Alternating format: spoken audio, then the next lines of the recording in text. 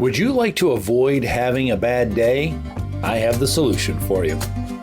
Welcome to the podcast. Here's your host, Craig T. Owens. I was sitting with a group of teachers who oversee some very young children, and they were making plans for the upcoming school year. And after about the third or fourth time that I heard somebody say, we need to make these contingency plans for when we have a bad day, I stepped in and I said, can I pause for just a second? What do you mean a bad day? Does that happen often? And they said, oh, yes, we have that often. I said, really? The whole day is bad? How does that happen?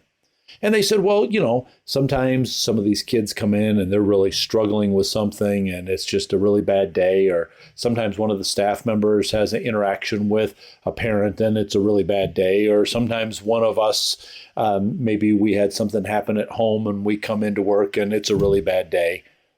And so I pushed back a little bit and I said, well, hold on for just a second here. So you're saying that just one thing is causing the whole day to become bad?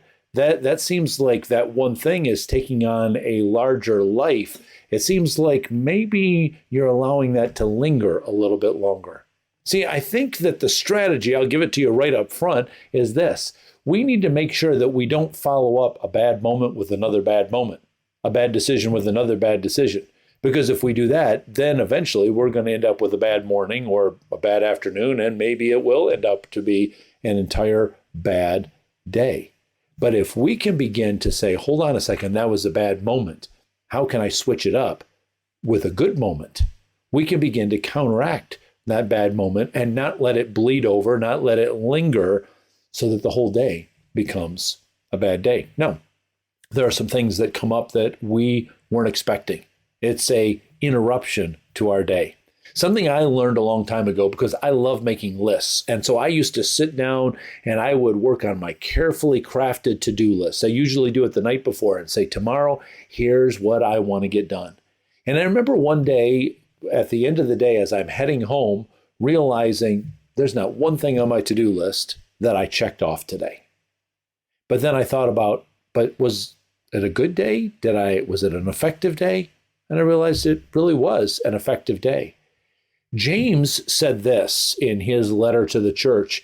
He said, don't start making plans and getting so far ahead and determining all of the things that you're going to do, because he says, you don't even know what's coming next. Only God knows that. And James said this. So if you're making your plans, you should say this, if the Lord wills.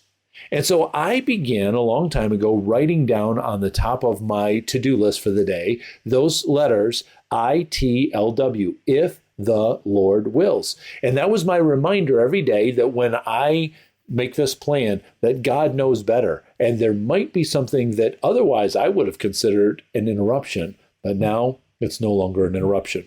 The other thing that I think that we need to do is extend grace to ourselves and grace to the people that are around us. When somebody has a bad moment, let's not wallow in that with them, but let's give them an opportunity to follow up the bad moment with a good moment. Let's do the same thing for ourselves. When we say, oh, I said something I shouldn't have said, I dropped the ball over here, let's not follow up that bad moment, that bad word with another bad word and another bad moment, but let's catch ourselves and say, how can I follow up that bad moment with a good moment? Because when we do that, I think we can begin to avoid the bad days. We can have bad moments.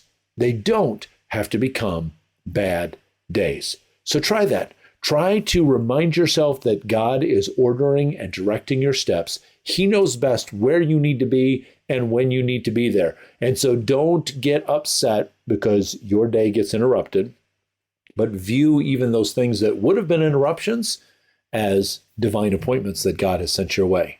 When you stumble, when you say something, when you do something that is a bad moment, try to follow that up as quickly as you can with a good moment.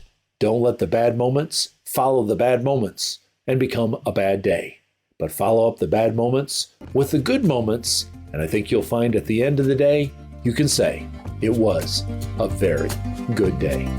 Contact Craig and keep up with his blog posts, books, and other videos at craigtowens.com.